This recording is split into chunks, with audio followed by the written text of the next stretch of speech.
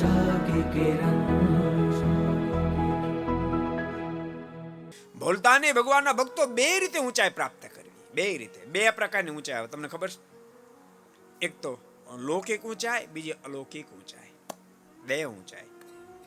ક્યારેક બહુ શ્રેષ્ઠ જ્ઞાતિમાં જન્મ પ્રાપ્ત થયો હોય પણ માણસ એટલો બધો નીચો ઉતરે, એટલો બધો નીચો ઉતરે. આવ્યો તો મહામાનવ થવા માટે, એટલા માટે ઠાકોરજી શ્રેષ્ઠ જ્ઞાતિમાં, પવિત્ર જ્ઞાતિમાં જન્મ આપ્યો. પણ બેફામ જીવન, એવું બેફામ જીવન જીવે.